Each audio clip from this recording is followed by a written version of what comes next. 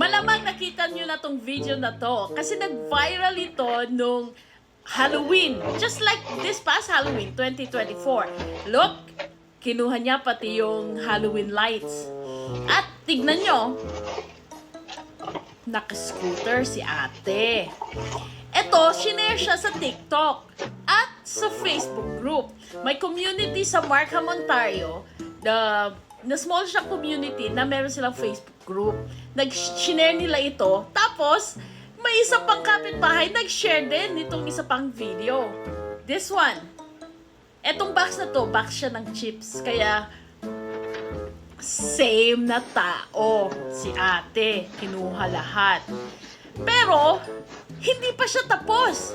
Kasi, may isa na namang kapitbahay nag-upload ng isa pang video. Oh, kinuha niya lahat ng candy, pati yung bowl. Eto, isa pang kapitbahay. Pang-apat to, pang-apat na video. Hindi lang apat na bahay, pang-apat na video na upload dun sa same Facebook group sa Markham. Ito pa! Grabe. Tapos, ito ang pinakagrabe. Kasi, hinabol siya ng aso.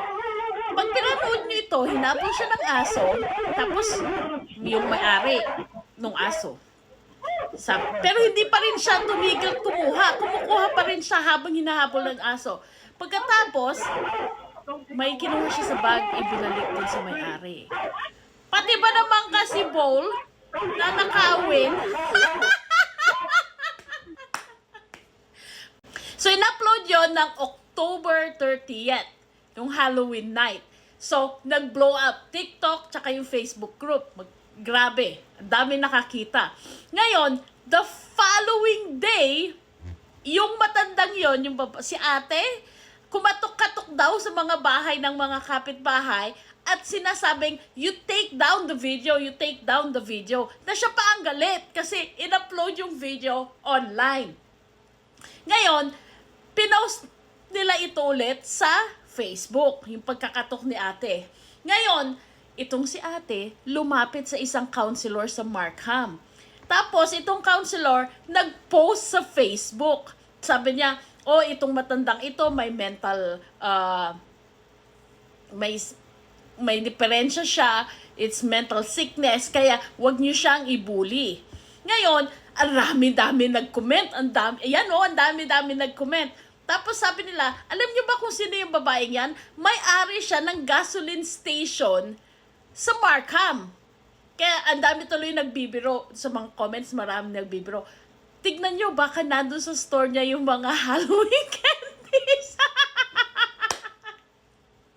Tapos, akala mo yun na yung last, di ba?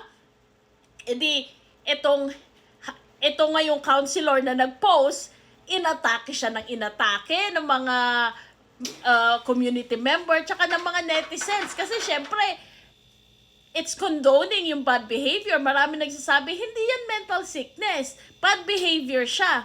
Ngayon, itong counselor, tinake down niya yung post niya sa Facebook. Pero, may isa na namang matalino, i-print yung mga comment, tapos ipinunta, display sa Markham City Hall. So, after that, pasensya na kayo. After that, ito na yung update.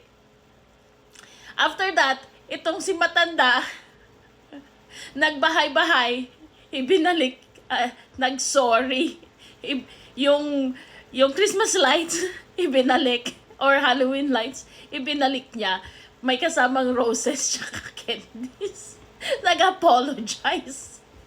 So, yung original na video, yung first na video, yung ninakawan ng string lights, sabi niya ganon sa Facebook, okay, maawa na kayo dito sa matanda, let's forget it, ganyan-ganyan siya sa Facebook group. Tapos,